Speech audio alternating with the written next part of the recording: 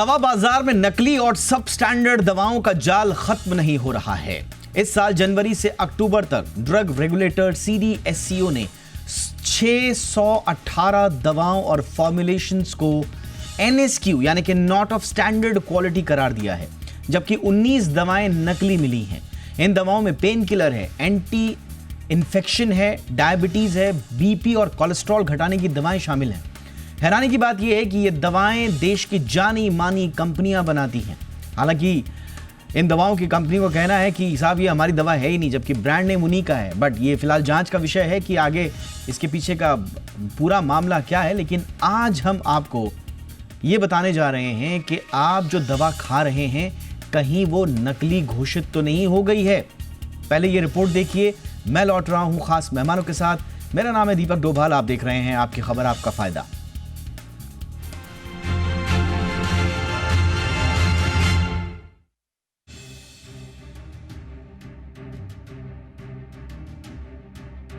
जब हमें सर्दी, बुखार या कोई बीमारी होती है तो हम डॉक्टर की सलाह से तुरंत दवाएं शुरू कर देते हैं। बीमारी अगर लंबी हो, मसलन डायबिटीज या हाई ब्लड प्रेशर जैसी समस्याएं हो, तो दवाएं समय पर लेना हमारी दिनचर्या का हिस्सा बन जाता है।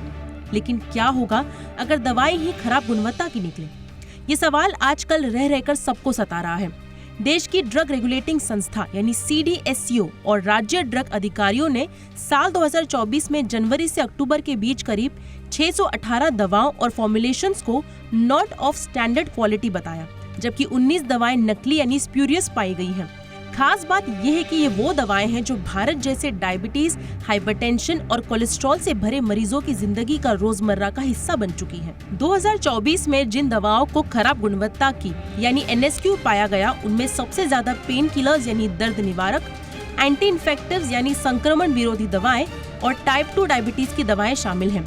पेन किलर्स में पैरासीटामोल के साथ कॉम्बिनेशन में आने वाली आइबुप्रोफेन, डाइक्लोफिनाक और मेफेनामिक एसिड जैसे फॉर्मुलेशन खराब गुणवत्ता के पाए गए।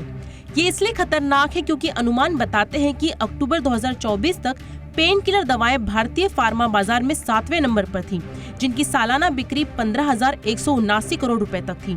इसी तरह एंटी इन्फेक्टिव्स दवाएं भारतीय बाजार में तीसरे नंबर पर हैं, जिनकी बिक्री 25,682 करोड़ रुपए तक पहुंची है। अब आते हैं रोजमर्रा की जिंदगी का हिस्सा बन चुकी डायबिटीज और हाई ब्लड प्रेशर जैसी बीमारियों की दवाएं पर। तो CDSCO की जांच में ग्लाइमेपिराइड और स्पाइरोनोलैक्टोन जैसी दवाओं को इस साल कई बार नॉट ऑफ स्टैंडर्ड क्वालिटी बताया गया।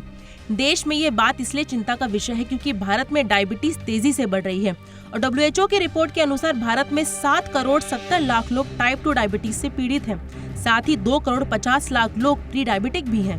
इस साल जिन दवाओं ने बार बार गुणवत्ता परीक्षण में फेल किया, उनमें सेफिक्सिमाइन, अजिथ्रोमाइसिन और लैक्टोबैसिलस जैसी फिक्स डोज कॉम्बिनेशंस यानी FDC दवाएं भी शामिल रही। FDCs ऐसी दवाएं होती हैं जिनमें 2 या 2 से ज्यादा सक्रिय दवाओं का मिश्रण होता है।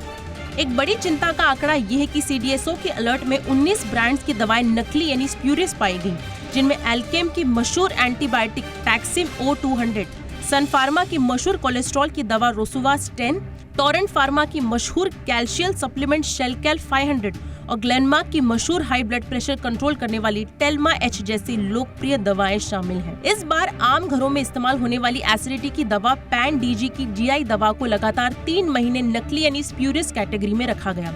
स्प्यूरियस या नकली वो दवाएं होती हैं जो किसी दूसरी कंपनी के नाम पर बनी होती हैं या जिनमें गलत तरीके से किसी दूसरी दवा को मिक्स किया जाता है। हालांकि CDSCO के मुताबिक ज्यादातर नकली दवाओं के मामले में उनकी ओरिजिनल कंपनियों ने अपना प्रोडक्ट मानने से ही इनकार किया है। कंपनियों का कहना था कि बाजार में सभी नकली बैच मिले हैं। CDSCO का ये भी मानना है कि इन दवाओं की जांच जारी है और अंतिम निष्कर्ष जांच के बाद ही सामने आएगा। हालांकि CDSCO की मार्च 2024 के बाद से कुल टेस्ट किए गए सैंपल्स की संख्या का पता नहीं चल पाया है, जिसे ये पता नहीं चलता कि कितने सैंपल्स फेल हुए थे। लेकिन दवाओं की गुणवत्ता से जुड़ा यह मुद्दा सीधे मरीजों की सुरक्षा से जुड़ा है। इतने बड़े बड़े ब्रांड्स की दवाएं अगर बाजार में इतनी बड़ी मात्रा में नकली या खराब क्वालिटी की भरी पड़ी है तो सवाल उठना लाजमी है। भले ही ये दवा कंपनियां नकली या खराब गुणवत्ता की दवाओं को अपना बताने से इनकार कर दें, तब भी उनकी क्वालिटी फेलियर्स की रिपोर्टिंग पर सवाल उठते हैं। यही नहीं, इन दवाओं के प्रोडक्शन से लेकर डिस्ट्रीब्यूशन में आ रही गड़बड़ियों पर भी बड़ी जांच की जरूरत है। और साथ ही बड़ा सवाल स्टेट ड्रग रेगुलेटिंग मशीनरी और CDSCO के बीच तालमेल का भी उठता है, क्योंकि नकली दवाओं की मैन्युफैक्चरिंग के मामले में आज तक जिम्मेदारियां पूरी तरह से तय नहीं हो पाई हैं। ब्यूरो रिपोर्ट, जी मीडिया। खास मेहमान आज की चर्चा में हमारे साथ जुड़ रहे हैं। स्वागत करते हैं डॉक्टर मनोज कुमार का, principal director cardiology Max health care के और देश के जाने माने स्वास्थ्य मामलों के जानकार हैं। बहुत बहुत स्वागत है सर आपका हमारे शो पे, डॉक्टर मनोज कुमार। हमारे साथ हैं डॉक्टर विरंची शाह, प्रेसिडेंट हैं IDMA, Indian drug manufacturers association के। बहुत बहुत स्वागत है डॉक्टर शाह आपका भी हमारे शो पे। और हमारे साथ हैं डॉक्टर गोपाल दाबड़े साहब, जो कि प्रेसिडेंट हैं ड्रग एक्शन फोरम कर्नाटक और जाने माने पब्लिक हेल्थ एक्टिविस्ट भी हैं आप। बहुत बहुत स्वागत है डॉक्टर दाबड़े आपका भी। सबसे पहले डॉक्टर मनोज सर, आपसे ही चर्चा की शुरुआत करूंगा। इतनी बड़ी बड़ी कंपनियों के नाम हैं सर, उनकी बड़ी फेमस दवाएं भी हैं जो आम लोग रोज़मर्रा के जीवन दिनचर्या में ये दवाएं उनकी शुमार हो चुकी हैं सर। हालांकि सारी कंपनीज मना कर रही हैं, वो कह रही हैं कि साहब हमारी ये दवा तो हमारी है ही नहीं, ये तो नकली बैच है, और CDSO भी इसमें अभी जानकारी जुटा रहा है। लेकिन सर ये कितना गंभीर है और आपके इनिशियल ऑब्जर्वेशंस क्या हैं सर?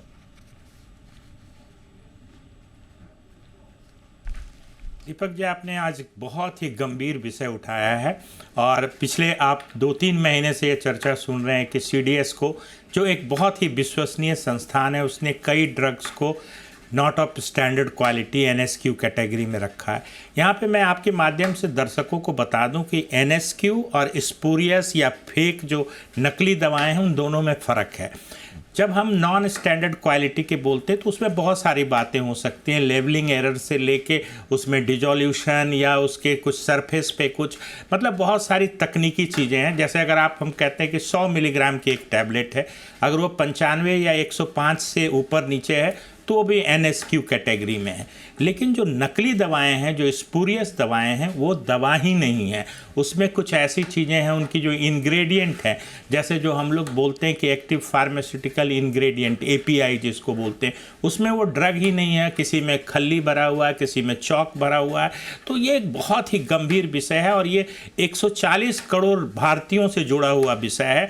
और आप इस चीज़ को मैं भी कुछ समय से अनुभव कर रहा हूँ भाई। कई बार देखते हैं कि आदमी को पेन किलर प्रेस्क्राइब कर दीजिए, उसका दर्द नहीं जाता है। कई बार देखते हैं कि आप पैरासीटामोल की टैबलेट, अच्छे ब्रांड की टैबलेट देते हैं, उसका फीवर 1 डिग्री भी नहीं खिसकता है। तो कहीं ना कहीं ये गड़बड़ी बहुत लार्ज स्केल पे, देखिए पुरानी रिपोर्ट है एस्कॉम की कि भारत में 25% जो है ये फेक मेडिसिन का मार्केट है। तो मुझे लगता है कि अभी CDSO ने जो कार्रवाई की है या जिस तरीके से ड्रग इंस्पेक्टर्स, कहीं भी हम लोगों को ऐसा लग रहा है कि अब चीज़ें सामने आ रही है और ये एक बहुत ही गंभीर मुद्दा है।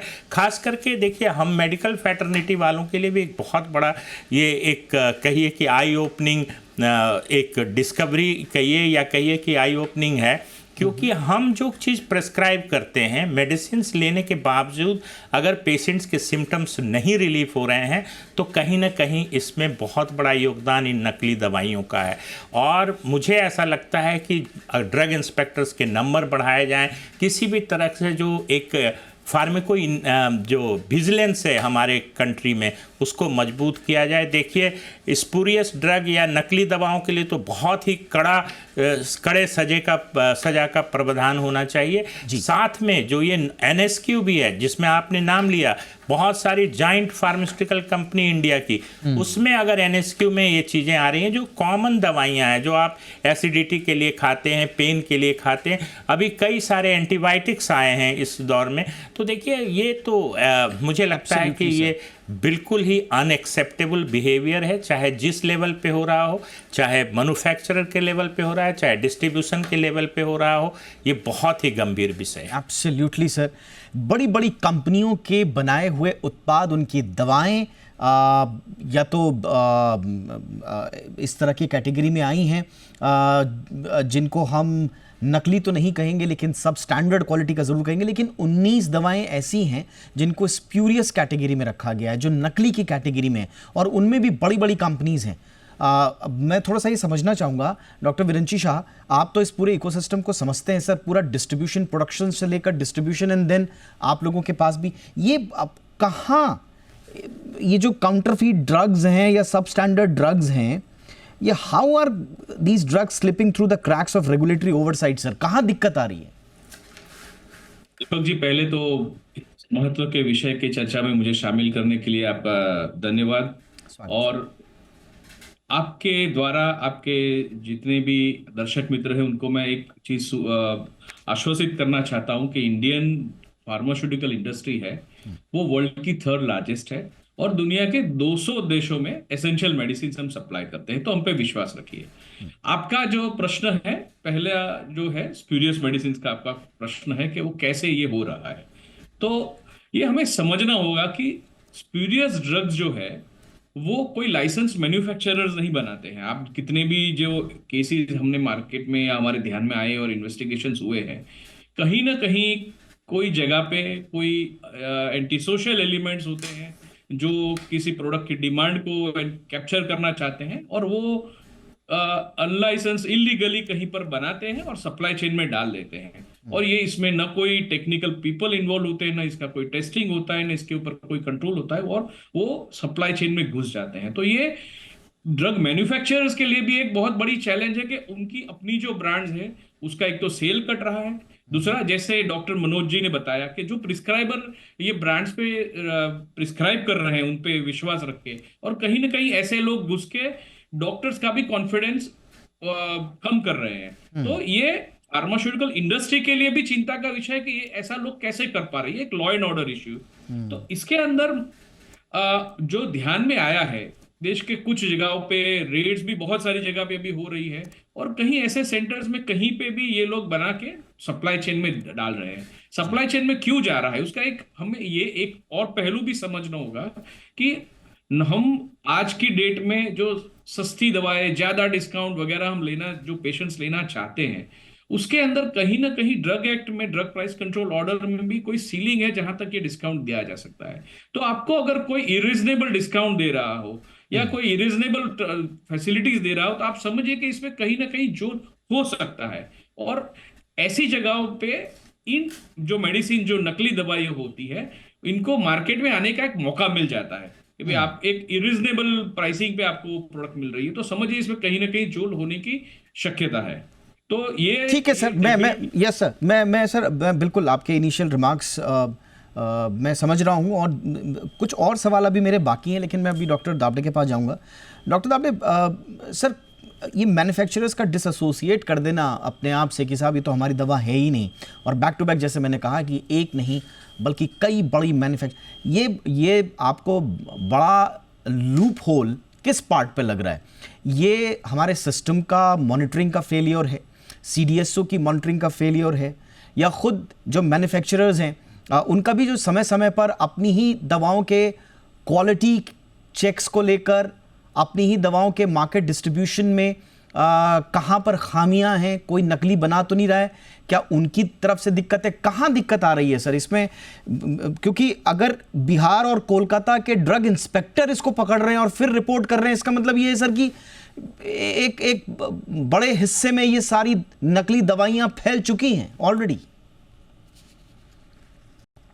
आपका बहुत धन्यवाद इस महत्वपूर्ण मुद्दे पर बात करने के लिए मुझे आपने आमंत्रित किया है। ये सब क्यों हो रहा है, ये आपका सवाल है। ये बहुत बड़ा गंभीर समस्या है, मैं मानता हूँ। अभी अभी जो पैनलिस्ट ने बताया कि ये जो स्पूरियस ड्रग्स है ये एंटी सोशल एलिमेंट्स बनाते हैं और उनका कोई टेस्टिंग वगैरह कुछ नहीं होता। ये अंडरवर्ल्ड के लोग हैं, बस ये अपना मतलब धंधा ये ऐसा करते हैं ये। लेकिन जो एनएसक्यू है, नॉट ऑफ स्टैंडर्ड क्वालिटी के जो दवाएं हैं, वो जो कमती है, वो जो कंपनियों की जो मैन्युफैक्चरिंग प्रोसेस में है उसमें समस्या है। जैसे कि इनसफिशिएंट फॉर्मुलेशन चेक्स, अगर कोई दवा आता है तो उसके लिए चेक्स होता है, वो ठीक से नहीं हो रहा है, या प्रोसेस कंट्रोल ठीक से नहीं हो रहा है, या फिर वो दवाओं को बनाने का जो माहौल है, वो जो वातावरण है, वो हैजार्डस है।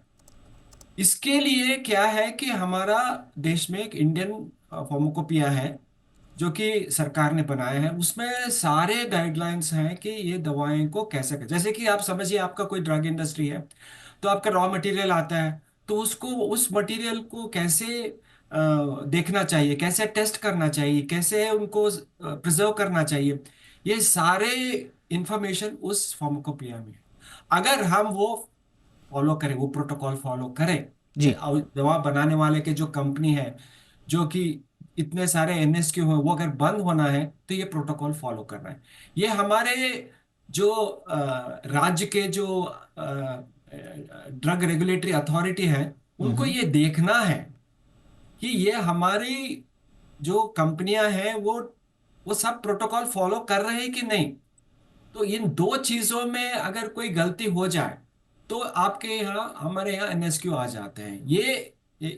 ये दोनों हमारे देश में खराब है अभी। ठीक है। मॉनिटरिंग ठीक से हो रहा नहीं हो रहा, ये इतने सारे एनएसक्यू क्यों है? इसलिए कि उसका मॉनिटरिंग ठीक से नहीं हो रहा है, और दवा कंपनियां जो है वो शॉर्टकट हमेशा ढूंढती रहती हैं, और वो भी यहाँ कर रही हैं। तो ये जो ठीक करना है, ये तो जैसे कि पैनलिस्ट से बताया अभी, हमारा जो ड्रग रेगुलेटरी अथॉरिटीज है वो इंडिपेंडेंट होना है, वो रोबस्ट होना है। और ये जो हमारे ड्रग इंस्पेक्टर्स हैं, मैं तो इनको समझता हूँ कि हमारे सोल्जर्स हैं, जैसे कि हमारे आर्मी के सोल्जर्स हमारे बॉर्डर के रक्षा करते हैं। ये ड्रग इंस्पेक्टर हमको ये दवा के कंपनी के जो अनुचित औषध मैन्युफैक्चर करते हैं, उनसे रक्षा करने का उनका बहुत बड़ा जिम्मेदारी है। जी। ये हमारे फ्रंट लाइन सोल्जर्स हैं, उनको इक्विप करना चाहिए, उनके साथ अच्छा सा इंफॉर्मेशन होना चाहिए। बिल्कुल। अभी कुछ लॉज में भी प्रॉब्लम है। अगर अगर देखिए, अभी एनएसक्यू मैन्युफैक्चर हो गए तो क्या है, कम से यस कम सर, 10 बिल्कुल सही बात है सर। आपने जो बातें कही हैं वो बहुत इंपॉर्टेंट हैं, बट अब इसमें एक डिलेड और इनसफिशिएंट एक्शंस जो हमारे पास्ट में रहे हैं, वो एक बहुत बड़ा इशू है कि क्या हम एक नज़ीर ऐसी पेश कर पा रहे हैं कि हम आगे इनको नहीं करेंगे। सीडीएसओ ने या स्टेट ड्रग इंस्पेक्टर्स ने फ्लैग किया एनएसक्यू ड्रग्स को या स्प्यूरियस ड्रग को, उसके बाद अब ये नतीजे पर कैसे पहुंचा जाएगा कि ये नकली दवाओं का कारोबार हमारे देश में चल कैसे रहा है। अब आप देखिए कि अगर आप इनमें से मेन चीज़ अगर आप देखेंगे, ये बैच जितने भी काउंटरफीट ड्रग्स हैं, सब स्टैंडर्ड हैं या फिर वो हैं, इनके जियोग्राफिकल रीच को अगर आप देखेंगे तो ये पूरे देश में पहुंच चुके हैं। इसके अलावा ये दवाएं बनती रहीं, कौन है इनका मैन्युफैक्चरर? अनऑथराइज्ड है स्वाभाविक रूप से। सोर्स कौन है? अननोन है। बैजेस पे नाम जो है वो बड़े बड़े ब्रांड्स का है, लेजिटिमेट कंपनीज का है, लेकिन एक्चुअल मैन्युफैक्चरर्स जो हैं वो डिनाई कर देते हैं कि साहब हमने ये बनाई नहीं है। अब सवाल ये है कि ये एक सिस्टमैटिक इशू, अगर ये बड़ा इशू नहीं है drug manufacturing outside the regulated market, तो फिर कौन इसको ठीक करेगा? कंपनी ने कहा साहब मैंने नहीं बनाया, सीडीएसओ ने पकड़ के बोला कि ये साहब ये तो खराब दवा है। क्या इतने में इतिश्री हो गया? क्या सीडीएसओ को ये नहीं चाहिए था कि जिन जिन कंपनीज की दवाओं को स्प्यूरियस पाया गया है, एनएसक्यू तो चलिए एक दूसरा विषय है, उस पर जो कार्रवाई होनी चाहिए वो होगी, लेकिन जो दवा नकली है, जो आपको जानते हैं कि एक पब्लिक हेल्थ क्राइसिस क्रिएट कर सकती हैं, उन दवाओं पर तत्काल प्रभाव से कुछ दिनों के लिए जब तक जांच नहीं हो जाती उन पर बैन क्यों नहीं लगाया गया? ये एक बड़ा प्रश्न है। एक छोटे से ब्रेक के लिए मैं रुक रहा हूं, इन प्रश्नों के साथ लौटेंगे हमारे खास मेहमानों के साथ। आप देखते रहिए आपकी खबर आपका फायदा।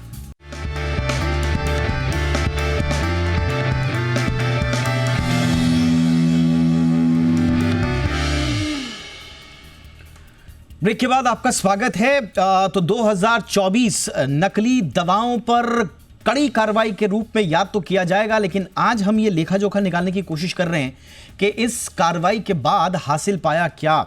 ये दवाएं तो अभी भी मार्केट में मौजूद हैं और सीडीएसओ के लिए या फिर ड्रग इंस्पेक्टर्स के लिए तो बड़ा आसान है इनको टेस्ट करना कि ये नकली हैं या असली हैं, ऑथेंटिसिटी चेक करना, उनकी सेफ्टी देखना, डिसोल्यूशन और ऐसे के जरिए हम पता कर सकते हैं। बट एक आम आदमी के लिए जो ये खबर सुन रहा है कि उसके फेवरेट ब्रांड की दवा जो वो रोज लेता है वो नकली या स्प्यूरियस है या एनएसक्यू है, तो वो क्या करे? डॉक्टर मनोज सर, थोड़ा मार्गदर्शन इसमें करें। बड़ी बड़ी कंपनीज हैं, पैंडी, टैक्सेमो 200, रोजुवास 10, ये और इसके अलावा भी बहुत सारी हैं सर।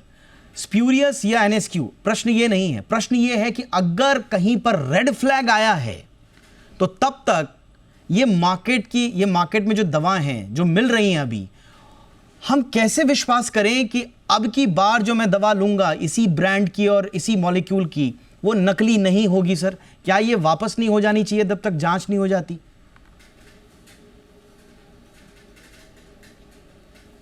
जी दीपक जी, मैं बिल्कुल सहमत हूँ कि अभी बायर्स को बहुत ही सावधानी बरतने की ज़रूरत होगी।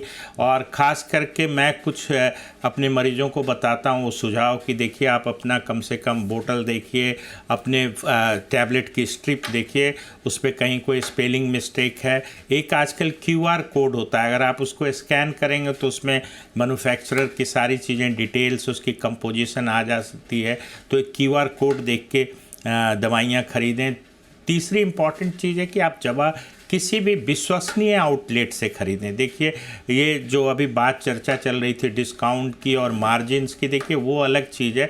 मुझे लगता है कि नैतिकता बहुत गिर गई है लोगों की, और जो बड़ी कंपनियां हैं जो अपना हाथ झाड़ रही है कि ये तो हमारी बनी हुई दवाई नहीं थी, इस बैच नंबर की हमने कोई दवाई ही नहीं बनाई।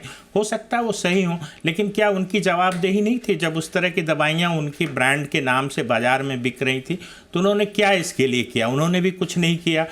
जहाँ तक ड्रग रेगुलेशन की बात है, ड्रग रेगुलेटरी अथॉरिटी की बात है, अभी चलिए देर से ही जागे 24 में इतने सारे लिस्ट आए हैं। तब तक के लिए मैं दर्शकों को और तमाम लोगों को यही सलाह दूंगा कि अच्छी जगह से दवाई खरीदें, QR कोड देखें। स्ट्रिप को ठीक से देखने से आपको पता चल जाएगा जो फेक मेडिसिन्स होती हैं उनकी क्वालिटी हर जगह कंप्रोमाइज्ड होती है, उनकी पैकेजिंग भी कंप्रोमाइज्ड होती है, उसमें एक्टिव फार्मास्यूटिकल इंग्रेडिएंट्स होते ही नहीं हैं। तो ऐसे लोगों को कठोर से कठोर सज़ा का व्यवस्था होना चाहिए कानून से, और जितनी सावधानी हो वो बायर साइड को ही देखनी पड़ेगी। देखिए जो बड़े अस्पताल हैं या बड़े जो फार्मेसी चेन्स हैं वो CNF से या अच्छे डिस्ट्रीब्यूटर से लेते हैं। बट देखिए आपको दिल्ली और NCR की बात बताता हूँ, बहुत बड़ा हब है नकली दवाओं का। खास करके आप नोएडा देखें, बहादुरगढ़ देखें, इवन दिल्ली में मेन सेंट्रल दिल्ली में ये करीब 350 करोड़ का बिजनेस है आपको नकली दवाइयों का।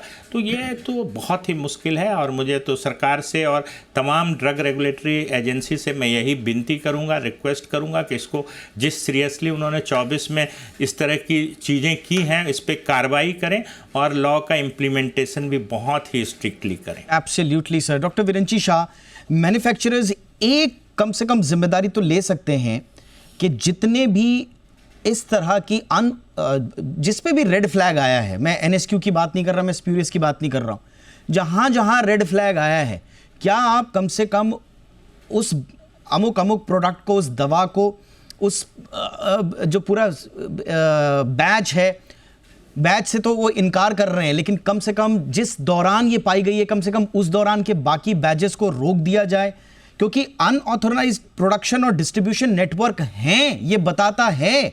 और बार बार जब हम कहते हैं कि साहब नकली दवाएं मार्केट में हैं, तो आप लोग बड़ा नाराज़ भी हो जाते हैं। आप लोग कहते हैं नहीं साहब बाजार में कोई नकली दवा नहीं है, बड़ी बड़ी रिपोर्ट्स आती हैं, आप लोग बार बार डिनाई करते हैं। अब कंपनियां if they are distancing themselves from the badges, इसका मतलब तो सीधे सीधे आप लोग ही क्रेडिबिलिटी ऐड कर रहे हैं to the claims of spurious manufacturing. Sir दो चीजें मैं आपको बताना चाहता हूं। पहली तो बात ये हो गई कि नकली दवाई में फार्मा इंडस्ट्री क्या काम कर रही है, और दूसरा और क्या किया जा सकता है। तो जहां तक फार्मास्यूटिकल इंडस्ट्री का सवाल है सर, IDMA, IPA और जितने भी एसोसिएशंस हैं, हमारे मेंबर्स, हम गवर्नमेंट के साथ रेगुलरली काम करते हैं, क्योंकि जैसे मैंने आपको बताया किसी भी ब्रांड की कोई भी नकली दवाई कहीं से पाई जाती है तो पेशेंट को नुकसान है, वो बहुत ही खराब है। लेकिन फार्मास्यूटिकल इंडस्ट्री जो मैन्युफैक्चरर है उसका भी नाम खराब होता है, उसकी भी विश्वसनीयता पे एक क्वेश्चन मार्क लगता है। तो हमारे लिए भी एक बहुत ही ये एक चिंता का विषय है कि इसको कैसे स्टॉप किया जाए। काफी कंपनीज ने अगस्त 2023 से इंडिया के जो टॉप 300 ब्रांड्स हैं उसके ऊपर, जैसे डॉक्टर साहब ने बताया, QR कोड या किसी तरह का ट्रैक एंड ट्रेस डालना मैंडेटरी हो चुका है और वो इम्प्लीमेंट हो गया है। आगे भी इसको वाइडन किया जा सकता है और फार्मास्यूटिकल इंडस्ट्री इन गवर्नमेंट के साथ है। बट सर प्रॉब्लम देखिए ना, प्रॉब्लम कहाँ है? प्रॉब्लम ये है, अब एक बड़ा ब्रांड है जिसकी एक बड़ी दवा है, उसकी जो फ्लैग्ड बैजेस हैं उसका मैन्युफैक्चरिंग, उसका प्रोडक्शन जो है वो दिसंबर 2023 का है, वो 2023 का है। आप CDSO अब पकड़ के उसको 2024 के मिड में कहता है साहब ये स्पूरियस है। 6-7 महीने तक तो वो दवा मार्केट में थी। इसकी जिम्मेदारी कौन लेगा सर? CDSO लेगा या मैन्युफैक्चरर्स लेंगे? सर मैं इसीलिए आपको एक एग्जांपल देता हूं। जैसे एक फेक करेंसी नोट मार्केट में घूम रहा है, ठीक है, तो क्या आप उसके लिए आरबीआई को जवाबदार समझोगे कि नहीं आरबीआई ने ही गलती की है, फेक करेंसी क्यों घूम रही है? सर अगर फेक मेडिसिन जा रही है तो कहीं ना कहीं ये लॉ एंड ऑर्डर का इश्यू है। और जैसे फेक करेंसी नोट के लिए गवर्नमेंट या आरबीआई को भी बहुत चिंता होगी कि ये क्यों हो रहा है और कहां से हो रहा है। उसी तरह से किसी भी कंपनी की अगर फेक मेडिसिन है तो वो कंपनी, बट सर मैन्युफैक्चरर्स का काम भी तो होता है रिपोर्ट करना। सर मुझे बताइए किस कंपनी ने कितनी बार, मेरे पास डेटा नहीं है, अगर आप बता पाए कितनी बार रिपोर्ट किया कि हमारी नकली दवा अमुक अमुक मार्केट में बिक रही है? ऐसी कोई बड़ी कार्रवाई नहीं हुई कंपनीज की तरफ से। रिपोर्टिंग, टाइमली रिपोर्टिंग तो हो जाती। अगर ड्रग इंस्पेक्टर पकड़ रहा है उससे पहले कंपनी के अपने इंटेलिजेंस क्यों नहीं पकड़ पा रहे इनको? सर कंपनी हमेशा देखती है, अपने पैटर्न्स को करती है। और पास्ट में, मैं कुछ सालों के पहले हमने हमारे एक एसोसिएशन जो आईपीए है, उन्होंने एक बहुत ही सीनियर पुलिस ऑफिशियल को भी इसमें इन्वॉल्व किया था, रिटायर्ड पुलिस ऑफिशियल। ऑलराइट। तो और आज भी गवर्नमेंट के साथ हम हर पहलू, ठीक है सर, हम यही उम्मीद करेंगे। आपने एक अच्छा एग्जांपल दिया, अगर इस तरह से अगर इंडस्ट्री की तरफ से कदम उठाए जाएं तो शायद बात बन पाए। हालांकि आपसे चर्चा तो मुझे लंबी करनी थी लेकिन वक्त इतना ही है। आप तीनों ने आज शिरकत की, हमारे लिए बहुत बहुत शुक्रिया। Doctor Viranchi Shah, thank you so much. Doctor Dabade, मैं आपके पास नहीं आ पाए लेकिन इनपुट इंपॉर्टेंट आपने दिए, बहुत बहुत शुक्रिया उसके लिए। Doctor Manoj Kumar sir, thank you so much sir, आपने महत्वपूर्ण सलाह और सुझाव दिए, शुक्रिया आपका। शो में इतना ही, नमस्कार।